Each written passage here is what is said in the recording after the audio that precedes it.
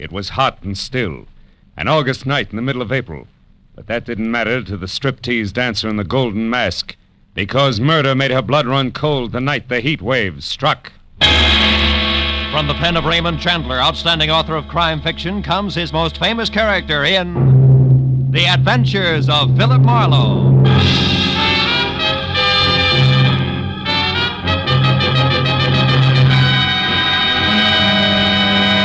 Now, with Gerald Moore, starred as Philip Marlowe, we bring you tonight's exciting story, The Heat Wave.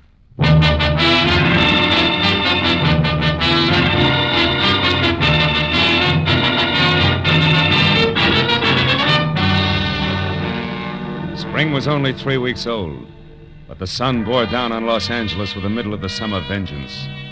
At noon, it was 102 in the shade, and by 3:30, with doors, window, and shirt collar all open as far as they would go, I still sweltered in the kind of heat that wilts both your clothes and your character, as I tried to make sense from the crisp words of a telegram I just received from one Karen Driscoll, Jr., no less, of Nob Hill, San Francisco.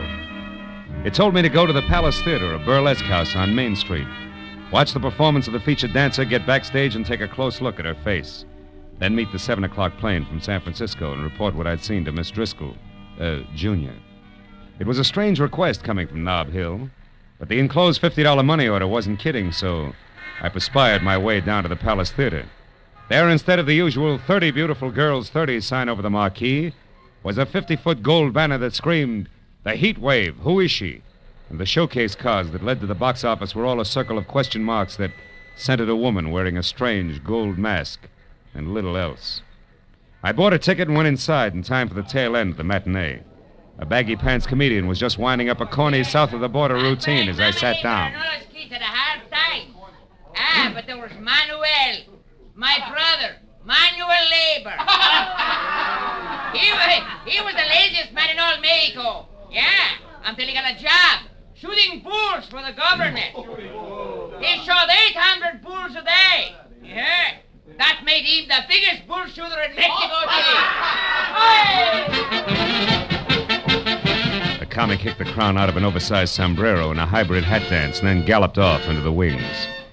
After reminding myself that I was here on business, I sat down again as a personality boy in brown flannel and a yellow shirt stepped into the spotlight with his arms raised. Ladies and gentlemen, you're now privileged to witness one of the most unusual and breathtaking spectacles ever presented on any stage. In a moment, you will see her, the woman of mystery, performing exotic rites to the pagan sun god of the Incas, exactly as they were performed 3,000 years ago in the strange temples of the Andes. But who is she? Who is this woman? And who knows what secrets lie behind her mask of gold? The Palace Theater presents the masked marvelous, the beautiful, the dazzling, the mysterious Heat Wave.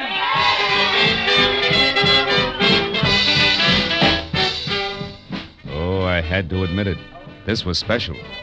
She was the color of alabaster and as supple as a cat, and as she moved across the stage, she got more convolutions out of her two arms than a restless octopus could with 8. Her costume from the neck down was about as sheer as a new spider web, and above that, and covering her face completely, was a gold mask, grotesque and glistening. As the dance headed for a climax designed to knock the cash customers right out of their seats, I reminded myself again that I was here on business.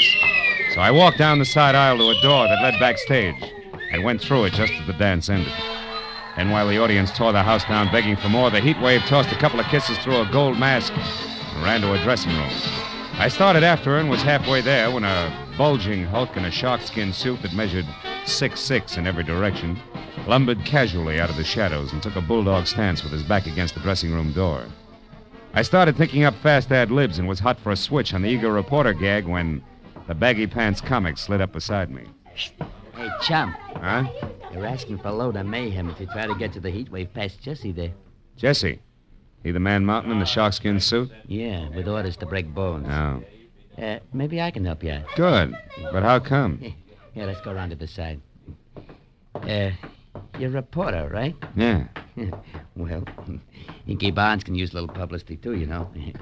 Hold her here by the door. Now, what does you have to know? Well, all I want's one look at her face. Yeah, that's a cinch. I said I'd help you out, and I will. Like this. Yeah. Right out there in the alley. And don't come back before midnight, goon. You can see her face then when she takes the mask off. I should have known better, but all I wanted at the moment was to kick the slack out of a pair of baggy pants. So I bounced back up the steps, jerked the door open, and ran head-on into 3 square yards of sharkskin suit. It was Jesse. You ain't welcome around here, bum, so stay out. Have you got it? Okay, Jesse, let's say I've got it. Yeah. Also, don't drop it as you walk away.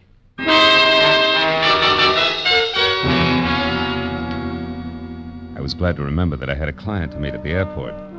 So in spite of the fact that the heat wave's face was still a well-kept secret behind a gold mask, I took Jesse's good advice and left.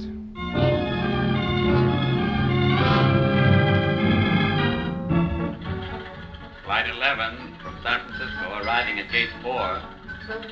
With Dr. Robert Reamer, please report to the information desk. When the plane taxied to a stop at the airline's gate, it was 7 o'clock sharp. And as the passengers unloaded, a tall, sinuous brunette with arched eyebrows, an imperial gesture, and a hat that had kept some imaginative milliner out of the red for several months had to be Miss Karen Driscoll, Jr. I introduced myself, ushered her to the cocktail lounge, and when a Gibson sparkled in front of each of us, she got down to business. Well, Marlowe, did you see her? Yes and no. I have a photograph here. Look, is this the same girl? It's a headshot. It's pretty, but no help, Miss Driscoll. You didn't see her face then? No. Look, Junior, do I refund your money now or start asking questions? Don't be ridiculous. I must know who that girl is, and I'll tell you why. This picture is of my sister, Midge Driscoll. Oh? Think your sister's the heat wave? Yes. Oh, she's doing it to humiliate me, Marlowe. Tomorrow I'm being married to a man whose family is distinguished in diplomatic circles. No? And this burlesque heatwave woman is to be revealed at midnight tonight. If she is my sister, can you imagine what the papers will do with that story tomorrow morning? Yeah, some wedding present. But your own sister, I don't get it. Why? Oh, it's an old hate, Marlowe. Midge lost a love affair, and I won it. Years ago. She's never gotten over it. Oh. And she's done things before. The day I was elected president of the Metropolitan Club, she faked an elopement with my chauffeur. The night of my engagement party, she rode a horse into the Flamingo Room. A brawl started, and she spent the night in jail. Last I see year, what when you mean, but this heat wave's got a lot of talent for burlesque. A lot of experience in her line. In fact, she's a sensation, let's face it. So what makes you think it's Midge, a hunch? Oh, no. I found the name Tracy Lake in her apartment in San Francisco. He's the manager of the Palace Theater here. I learned that from a newspaper story in which Josh Freeman... Josh Freeman? Yes, the big producer. Oh. He's supposed to be bargaining with Lake for his heatwave discovery. Oh, she's done a thorough advance publicity job, all right. What if she turns out to be your sister? What then? That's my business. I know how to make money talk, Marlowe, and I've more than enough for a polite but firm conversation. Your job is merely to find out for sure, between now and midnight, if my sister actually is this heat wave. I'll take care of everything else.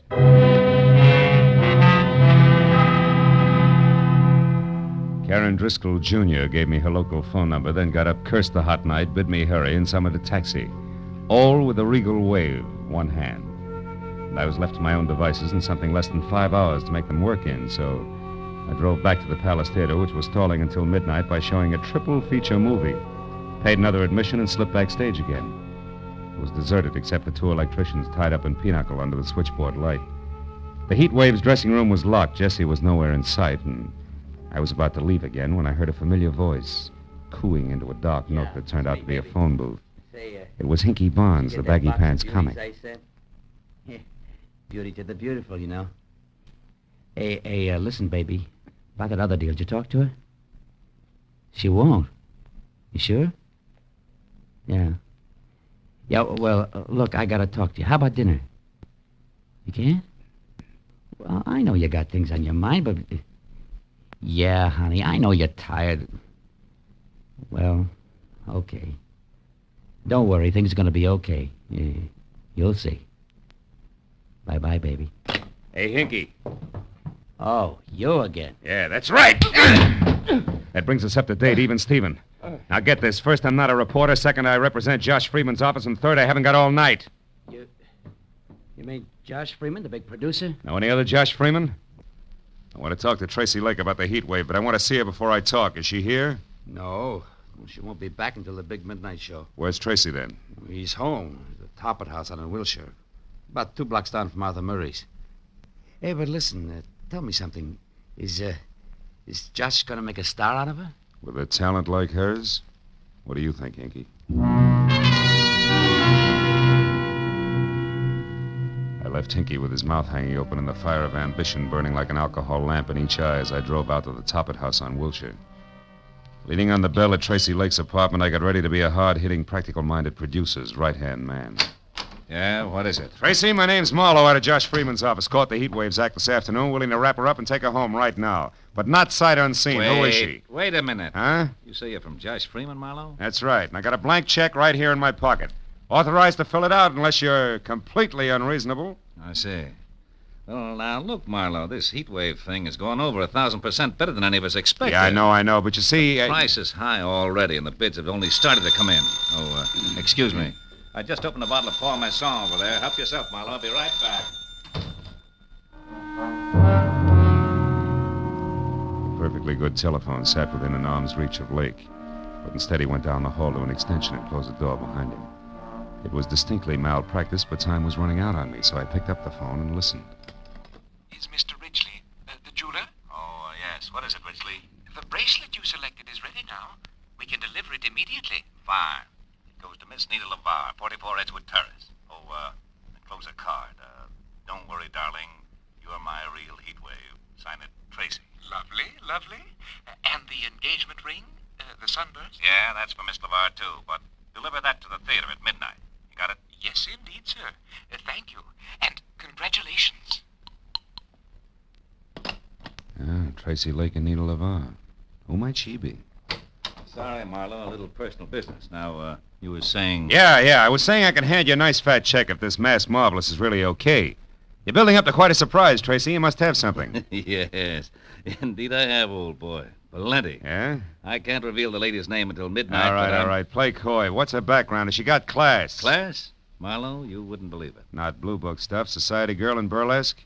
Why, anything's possible, Marlowe. Sure. She could even be from Nob Hill, huh? Why, yeah, like I said. Anything's possible, sure. Okay, Tracy, that's what I wanted to find out. See you after the unveiling, and you got a great night for it. Oh, Marlowe, I suppose Big Ed Peters is in on the deal as usual, along with Josh? Yeah, it's a regular Josh Freeman deal, just as usual. See you later, Tracy.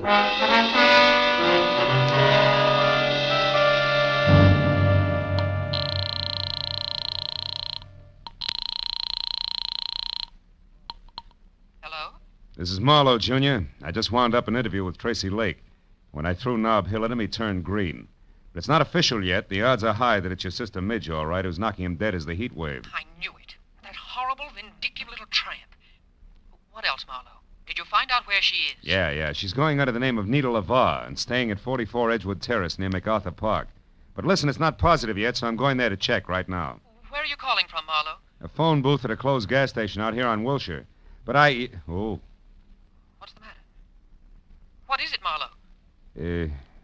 I am about to start earning that fee of yours, baby. 300 pounds of muscle in a sharkskin suit just walked up. Goodbye. Hello, Sonny. Well, my Piltdown pal. So the boss was right. You're just a cheap, nosy reporter, after all. It's cramped in there, ain't it? But you're not getting out, bub. Now, wait a minute, Jesse. It's a hot night. Let's not work up a sweat, huh? Don't you worry about that. Mr. Lake pegged you as a phony nosy, and that's bad. What do you mean, phony? You said Big Ed Peters was in on a deal with Josh Freeman. All right, what about it? Big Ed's been dead for 12 years. And you know what? He's still gonna look better than you are 30 seconds from now. Oh!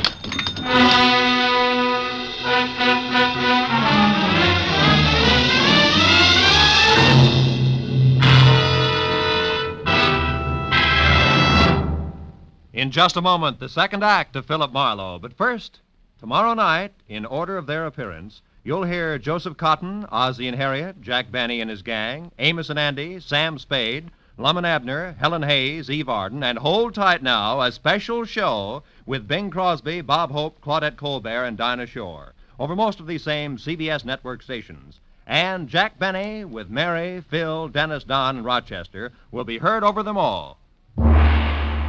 Now, with our star, Gerald Moore, we return to the second act of Philip Marlowe and tonight's story, The Heat Wave.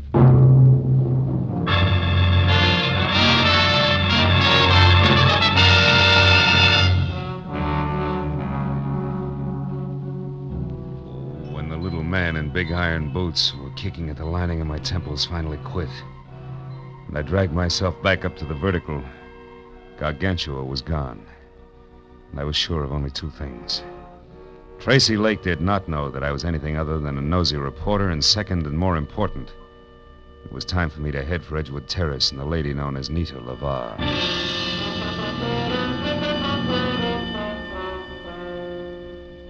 As I started for the front door of number 44, which was an all-alone stucco under tile L-shaped that showed a single light, the little men in iron boots went to work again. It reminded me that it might be healthier if I first found out exactly what was waiting behind the mat marked Welcome.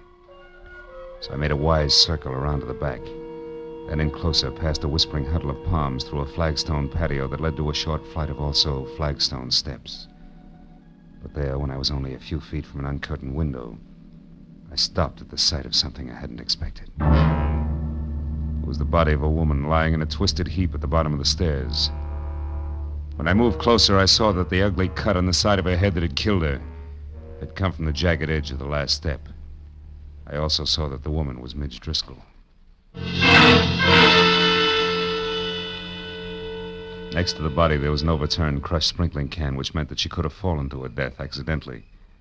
Also, it could have meant that if murdered, her killer had overturned and crushed the sprinkling can as well. I was somewhere between the two thoughts when I heard a car brake to a stop in front of the house. Then high heels on a cement walk. I quietly moved around to where I could see something tall and blonde who, in a better light, would have been better looking. Good evening. What? Who's there? Name's Philip Marlowe. Mean anything? Nothing. Then try this. I'm a friend of Midge Driscoll's. Midge? I never heard of anyone by that name. I'll bet. Step up a little closer, honey. Now, wait a minute, Mr. Bright Eyes. Midge! Yeah, Midge. And Driscoll. Name you never heard of, remember? Now, what do you say? Do we play it straight? Yeah. I'm Nita LeVar, Mr. Marlowe. Baby, you're getting in deeper by the minute, and by that I specifically mean that Midge Driscoll here and Nita LeVar are one and the same. Oh, you're crazy. I know my own name. It is and always has been Nita LeVar. That's Midge Driscoll. All right, since you've grown so cooperative, maybe you can tell me why she's dead. Could be that she fell down those stairs. An hour before her unmasking is the heat wave? You know an awful lot, mister. How come? It's strictly business. I'm a private detective with client. We'll talk about that later. Right now, it's time to go in and call the police. And don't tell me you can't find your key. Don't worry, private detective. I won't. Here, catch. Got it. Now, let's get inside. But let's not call the police, huh? Why not? Are you afraid that they'll... Oh, I see what you and that pretty little gun mean. I'm glad. I'd hate to have to shoot you. Why, want a night your quota? Don't be funny. I didn't kill Midge. Then why no police? For a very good reason. Until tonight, Marlowe, I've been the heat wave. The substitute heat wave for Milady there, who didn't have the time or the talent for the build-up to the great joke she was going to pull on her sister. You mean you were the one I saw today? The one everybody saw every day. And liked. Liked so much that business boomed and all the heads in the front row weren't bald. Which has what to do with me calling the police? In general, everything. In particular, my career. I tried to get that crazy kid there to back off and let me go on with the act that she'd kill after one performance, but no. Miss Bunny Moneybanks wouldn't hear of it. Now that she's dead, you're in, is that it? Solid. And that's also the reason why I don't want to spend the next 2 hours talking to cops. So go on, put the key in the lock, turn it, open the door, and walk in. What happens then? Then, Mr. Marlowe, we call Tracy Lake and arrange for a playmate for you. Playmate named Jessie, maybe. A playmate named Jessie. And no maybe.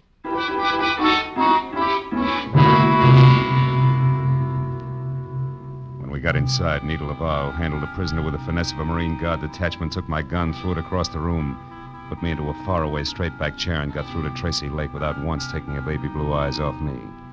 Then when she told the man she called Darling all about Midge's death, which could have been for my benefit, she placed a rush order for the monster. After that, she hung up, sat down, lit a cigarette, and waited. But a second later, she was back on her feet. When I said that friend Jesse was fast, she said I should shut up and more. Listen, Marlowe, you do exactly as I say. Coming! Now stay right where you are and don't so much as open your mouth. Who is it? It's me, Nita. Hinky. Oh, good. Come on in, Hinky. Hello, Nita. Hi. I just happened to be going by, and since I knew it was Midge's night, I thought that... Never mind what you thought. Just come in and listen. It isn't Midge's night, Hinky. It's mine. And don't ask questions now. Here. Ooh, what's the gun for, Nita? What's the matter? A private detective, but public nuisance, named Marlowe. Marlowe, a detective? Mm-hmm. He told me he was from Josh Freeman's office. He was lying. Now get this, Hinky.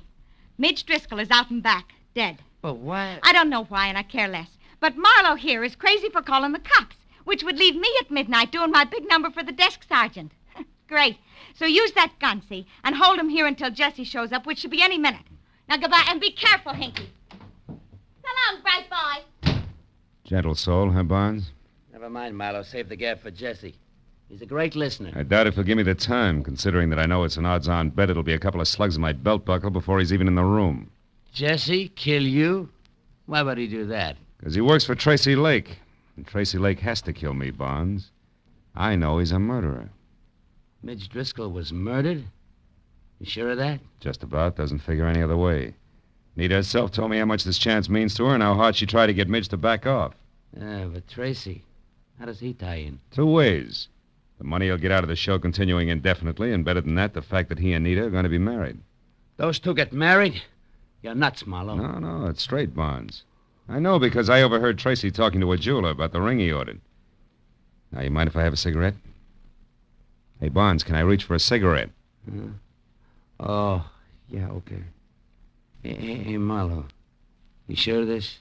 Everything you just said, I mean, about them getting married, no? Sure I am. Why, a little disgusted with your buddies? Yeah, a little.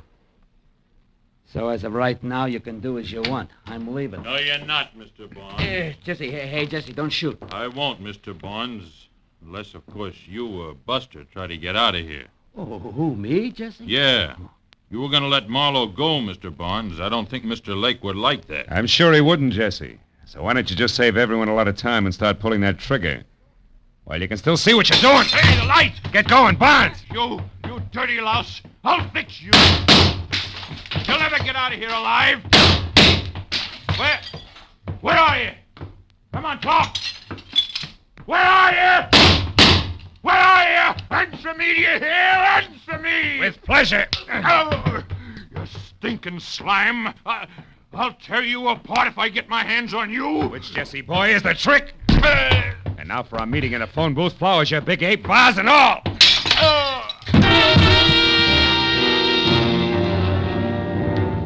After I got some lights on and found my gun where Nita had tossed it when we first came in, I checked Jesse over once to make sure that he was neither dead nor too alive. Then I started for the door.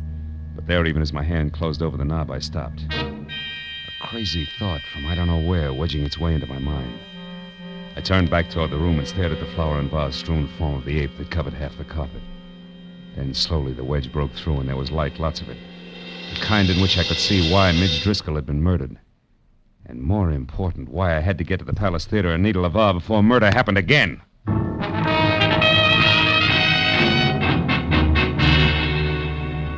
I lurched from the curb in front of Nita's at 20 minutes to 12. When I screeched to a stop downtown at the Palace without somehow hitting or being hit along the way, those 20 minutes were gone. And I was worried because midnight meant that Nita would already be on stage for the unmasking. I raced past the general at the door and then across the lobby and into the theater where I figured I could get down a side aisle to the wings. That was figuring wrong. Because fire laws notwithstanding, the place was strictly SRO and packed tighter than the 7th Game World Series. Between the backs of perspiring necks, I could see that Nita, who was across stage from Tracy Lake himself and in the center of a single spotlight that could have opened a supermarket, was still masked. So while I prayed that Lake, who was winding up his spiel, would think of bigger and better adjectives, I ran back to the lobby and around to a flight of stairs that led to the first balcony, where over on one side and near the railing, I found an old man who was daddy to a trio of baby Spots, and the one giant that was on Nita. I shoved him aside just as Lake finished and the maestro took over. And with one hand, I got a good grip on the .38 in my pocket, and with the other, the handle on the big Spot. Hey, what are you doing? Hoping I'm wrong, Dad. But if not, hoping the gun I expect doesn't come from the wings, but... Hey, there, in that side balcony near the curtain, see it? Yeah, it's a gun, all right. Hey, that's Hinky Barnes. Right. Let's give the funny man a big audience and lots of light. You're on, Barnes!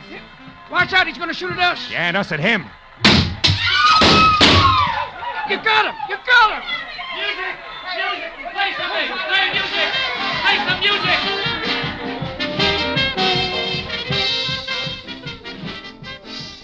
It was 20 minutes of bedlam. Police, music, and 2 quick numbers by Nita LeVar, all of whose shaking was not routine. Before the Palace got back to the quiet business of being a burlesque house, and the show went on.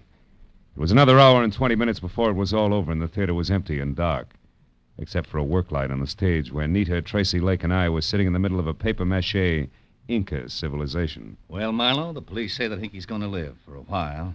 Can't figure the guy. Never knew he felt that way about Nita here. Neither did I. I was always okay to him, and I knew he cared some, but that's as far as it went. With you, Nita, yeah. Though with Hinky, it was something else. Something strong enough to make him kill Midge Driscoll so that Nita would get her big chance, eh, Marlowe? Mm-hmm. But when he found out through me that you two were going to be married, he realized that the murder he had committed was for nothing. And now he was going to make one count. So he turned on you, Nita. How did you find out in time to get to him before he could make a try for Nita? The way the guy sagged when I said you were going to be married told me all I had to know. But it was cinched by the American beauties draped around Jessie. American beauties? Flowers? Yeah. See, I remembered a phone call Hinky made. You, Nita, had been the lady he'd talked to and loved. From there on out, it was a little better than a shot in the dark. 2 shots in the dark, Marlowe. Good ones that are responsible for Nita still being here with us. Thanks, fella. Yeah, Marla, thanks a lot. Don't mention it. After all, I was paid for my work, and besides, that dance you do, Nita, belongs to posterity. Ah. Good night.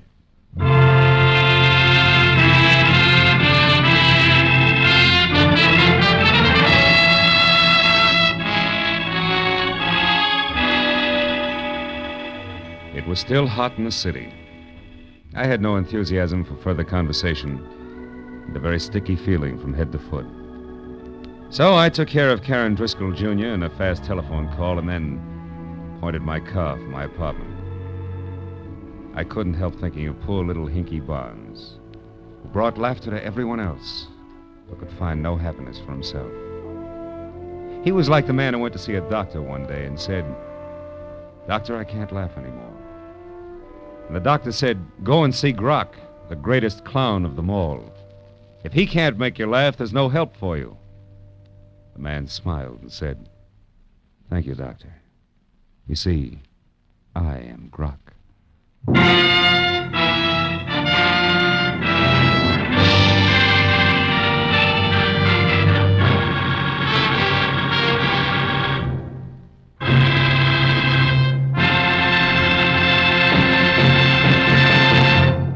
The Adventures of Philip Marlowe, created by Raymond Chandler, star Gerald Moore, and are produced and directed by Norman MacDonald. Script is by Mel Donnelly, Robert Mitchell, and Gene Levitt. Featured in the cast were Vivi Janis, Wilms Herbert, Ed Begley, Elsie Holmes, Barney Phillips, and Byron Kane. The special music is by Richard O'Runt. Be sure and be with us again next week when Philip Marlowe says... It started at dawn in a Los Angeles taxi and wound up that night on a cliff in the middle of the Pacific. All because of a Dutchman with $50,000, a corpse in a lily pond, and an Oriental with a chauffeur who wanted a cloak made of nothing but feathers.